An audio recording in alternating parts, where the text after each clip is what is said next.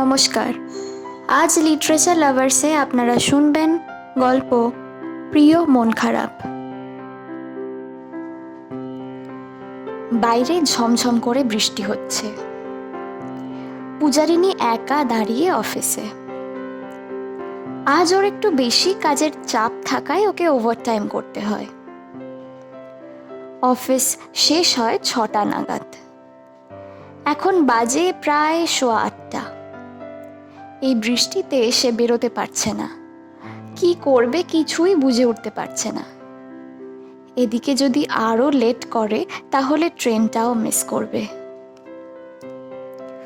কোনো রকমে অফিস থেকে বের হলো সে। এই বৃষ্টি জ্বালায় একটাও অটো ভ্যান কিছুই দেখতে পাচ্ছে না। রাস্তা একেবারে শুনশান, জনমানব শূন্য। কি করবে এবার পূজারিনী? এইদিকে অনবরত মা একবার বাবা একবার কল করছে। কলটা ধরে ওদের এইসব এখন জানাতে গেলে ওরা খুব টেনশন করবে। তাই কলটা না ধরে একটা ছোট্ট টেক্সট লিখল সে। রাস্তায় আছি, চিন্তা করো না। টেক্সটটা লিখেই মা বাবা দুজনকেই ফরওয়ার্ড করে দিল। ওদের চিন্তাটা মুক্ত করলেও সে কি করবে কিছুই বুঝে উঠতে পারছে না। প্রায় 40 মিনিট এক ঠায় দাঁড়িয়ে থাকার পর দূর থেকে একটা ছোট্ট হলুদ আলো লক্ষ্য করলো সে। ট্যাক্সি হবে হয়তো। একটু স্বস্তির আশ ফেলে ভাবলো, যাক, এতক্ষণ পর একটা ট্যাক্সি তো পাওয়া গেছে। একটু কাছে আসতে সে দেখলো ট্যাক্সি না, একটা এমনি গাড়ি। সে একবার ভাবলো দাঁড় করাবে কিনা।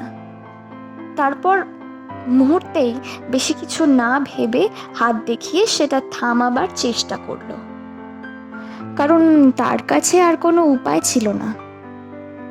কিন্তু গাড়িটা হুশ করে ঝড়ের গতিতে এক গাদা কাদা মাটি জল পূজারিনীর গায়ে ছিটিয়ে চলে গেল। কি অভদ্র রে বাবা! একটা মানুষ হাত দেখালো এত বৃষ্টির মধ্যে, একবারও দাঁড়ানোর প্রয়োজন মনে করলো না। মানুষ এখন ওরকমই। কথাগুলো নিজের মনে মনে বিড়বিড় করতে লাগলো। একটা দোকানের শেডে দাঁড়িয়ে সাদা শাড়িটা থেকে কাদা জলটা ঝাড়ার চেষ্টা করছিল পূজারিনী। শাড়িটা ভীষণ প্রিয় তার, খুব একটা শাড়িটা পরেও না। তাই প্রিয় মানুষের দেওয়া জিনিসগুলো এমন করে খুব আগলে যত্ন করে রাখতে ভালোবাসে পূজারিনী। পুরনো হলেও তাদের মূল্য তার কাছে সাংঘাতিক, তাই তুলেই রাখে শাড়িটা। আজকে কি মন গিয়েছিল তাই পরেছিল। আর সেই প্রিয় শাড়িটা কিনা ওই অভদ্র গাড়ি চালকটা নষ্ট করেছে। এক প্রকার আগুন জ্বলছে পূজারিনীর মাথায়। সামনে যদি একবার লোকটাকে পায় সে মেরে তার নাক ফাটিয়ে দেবে। রাস্তা আবার শুনশান। শুধু যে গাড়িটা চলে গেল তার পেছনের লাল আলোটা আস্তে আস্তে ম্লান হয়ে আসছে। পূজারিনী বড্ড ভয় পাচ্ছে এবার। যা সময় হয়েছে ট্রেনটাও বেরিয়ে গেছে এতক্ষণে। কি করে বাড়ি পৌঁছবে সে? বাবা কল করছে। এবার কি অজুহাত দেবে সে? খুব শান্ত গলায় বাবাকে বলল, বৃষ্টিতে গাড়ি পাচ্ছি না বাবা, চিন্তা করো না, ক্যাব বুক করেছি, এইবার আসবে। বাবা আশ্বস্ত হয়ে কলটা কেটে দিল।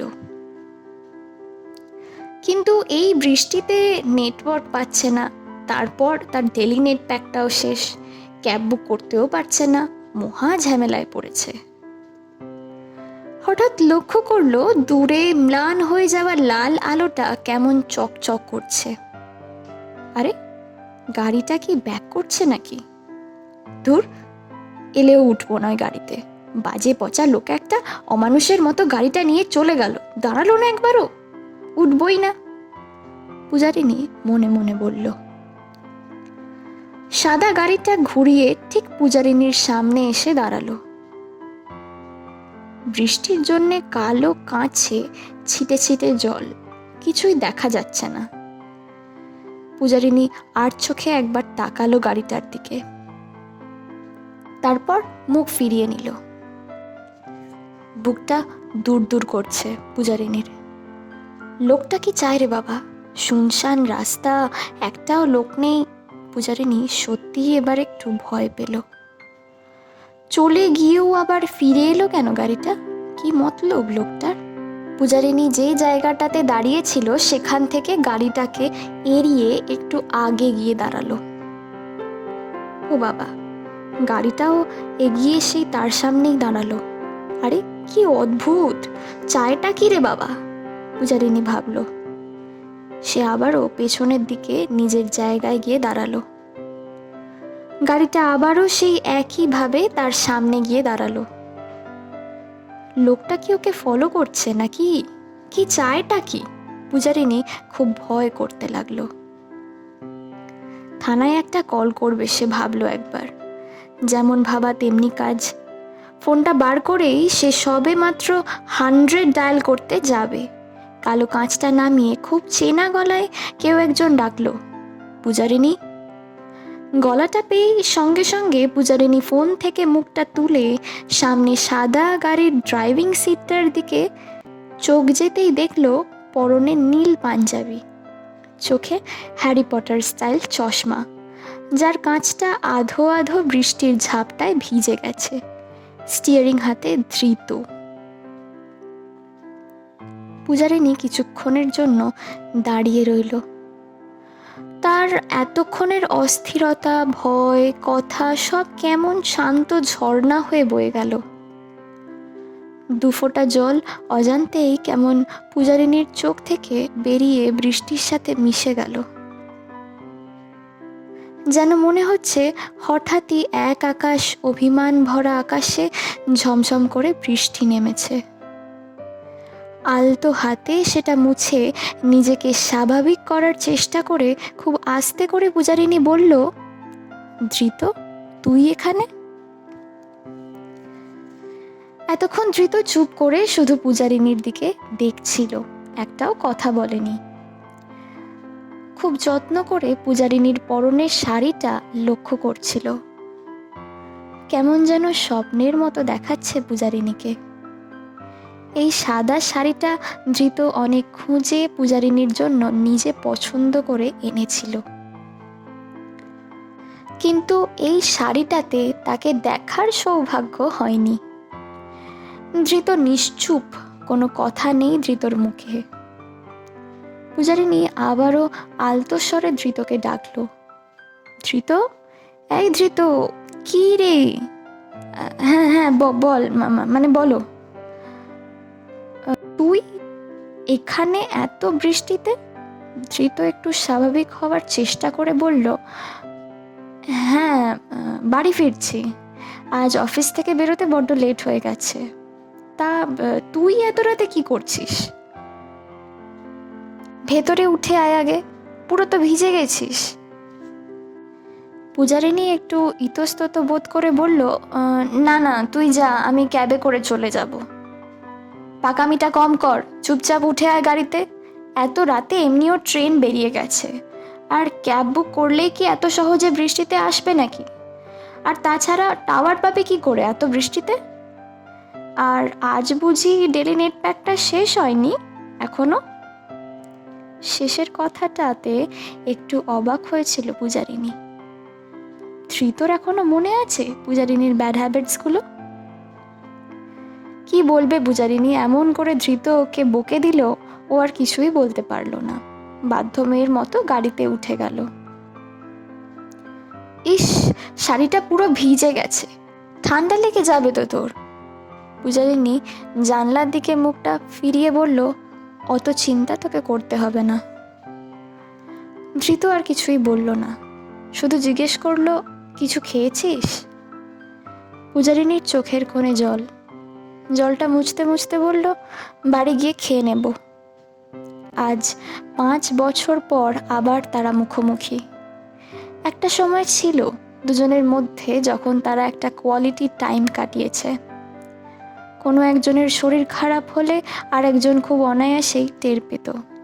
কথা না বলে থাকতে পারতো না। এমনই একটা বৃষ্টির রাত জুড়ে তাদের হাজারো মুহূর্ত বোনা আছে। শীতকাঁদনে এক বর্ষার আকাশ নিয়ে তাদের এক আকাশ পরিমাণ স্মৃতি আছে। তারা চায়নি আলাদা হতে, কিন্তু ভাগ্য চায়নি তাদের এক করতে।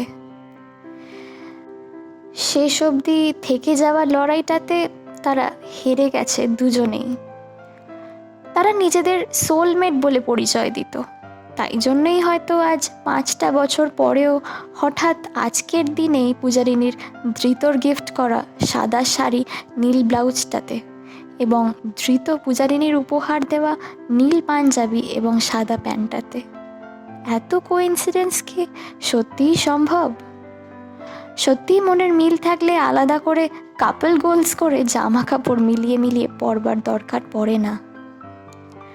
তাদের দুজনের মধ্যে অনেক কথা জমে আছে, যেটা না বলাই রয়ে গেছে, কিন্তু আজ দুজনেই দুজনের কাছে খুব চেনা হয়েও খুব অচেনা, খুব কাছে থেকেও খুব দূরে।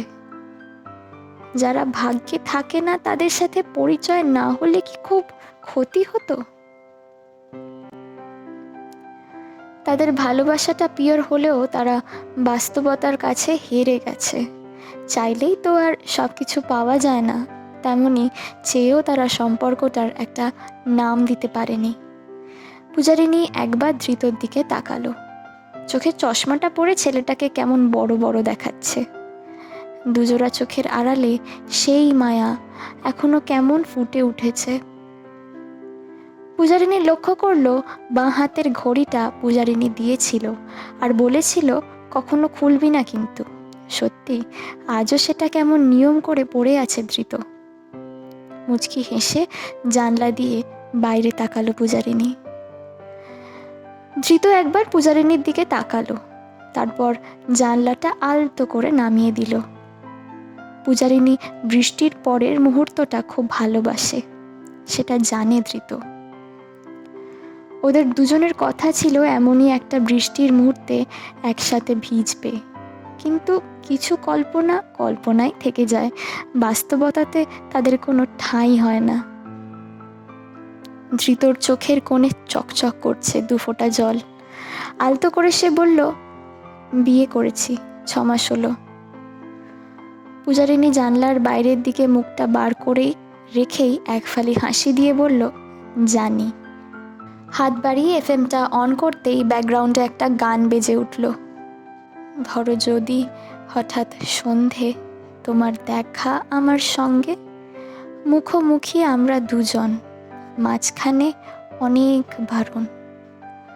বাইরে তখন হাওয়া ঝোড়ো, তুমি হয়তো অন্য কারো।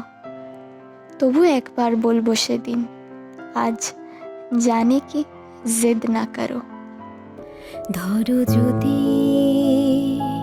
হঠাৎ সন্ধে তোমার দেখা আমার সঙ্গে, মুখোমুখি আমরা দুজন, মাঝখানে অনেক বারণ। একবার ধৃতর দিকে তাকিয়ে মনে মনে পূজারিনী বলল, যে ভালোবাসার প্রাপ্তি নেই সে ভালোবাসার কোনো সমাপ্তি নেই। পূজারিনী নামার সময় হয়ে গেছে। ধৃত পূজারিনীকে বলল, একটা সেলফি তো নিতেই পারি আমরা। আলতো করে পূজারিনী বলল, না। কিছু মুহূর্ত ধরে রাখার জন্য গ্যালারির দরকার হয় না, বুঝলি, মনটাই যথেষ্ট। আর আনব্লকটা ওটা তো করেই দিতে পারিস আমায়। না বলে ধৃতর ফোনটা নিয়ে নিজের নামটার সার্চ করে পূজারিনী ধৃতর ফোন থেকেও নিজেকে ব্লক করে দিয়ে বলল, অতীতের থেকে বর্তমানটার তোকে বেশি প্রয়োজন। কি জানিস তো ধৃত, ভালোবাসা মানে কেবল অধিকার না, একটা মুক্ত আকাশও। যাই হোক, চলি রে, ভালো থাকিস ধৃত। বেঁচে থাকলে আবারও কখনো দেখা হবে এমন বৃষ্টি ভেজা সন্ধে। অজান্তেই দুজনের চোখ এক অদ্ভুত মায়ায় ভিজে গেল। এই ব্রেকআপ হলেই কাদা ছেটানোর যুগে আজও তারা দুজন দুজনকে রেসপেক্ট করে। ভালোবাসা মানেই ফিজিক্যাল অ্যাট্রাকশনের যুগে তারা চোখের মায়ার প্রেমে পড়েছিল। ব্রেকআপ হলেই মুখ ফিরিয়ে নেওয়ার যুগেও তারা এখনও একজন একজনের বিপদে পাশে দাঁড়াতে দুবারও ভাবে না। ভুল বুঝে দোষারোপ করার যুগে তারা একে অপরের সিচুয়েশন বুঝে বাস্তবতাকে, ভাগ্যকে এটাই হয়তো লাইফ বলে মেনে নিয়েছে। হার্ট করে কথা বলার যুগে তারা সিচুয়েশন অ্যাকসেপ্ট করেছে। তাই হয়তো আজ একজনকে বিপদে দেখে আর একজন মুখ ফিরিয়ে যেতে পারেনি। কারণ ভালোবাসলে কখনো খারাপ চাওয়া যায় না। ট্রু লাভগুলো হয়তো এমনই সুন্দর হয়। বাড়ির গেট খুলতে খুলতে একবার পেছনের দিকে তাকিয়ে নিজের মনে মনে পূজারিনী বলল, ভালোবাসলে ভালো রাখাটাই আসল উদ্দেশ্য। সেই গল্পে আমি থাকি বা না থাকি। আসলে মানুষের জীবনে কিছু কল্পনা বাস্তবতাতে পূর্ণ হয় না, কিছু সম্পর্কের নাম হয় না, কিছু গল্পের হ্যাপি এন্ডিং না হলেও গল্পগুলো সুন্দর। Yes, this kind of love still do exist. বাইরে তখন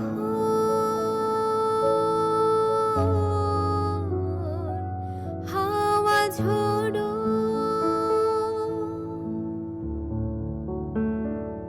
তুমি হয়তো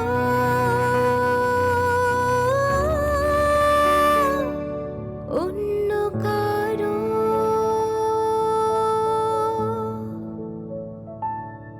তবু আবার বলবো সেদিন,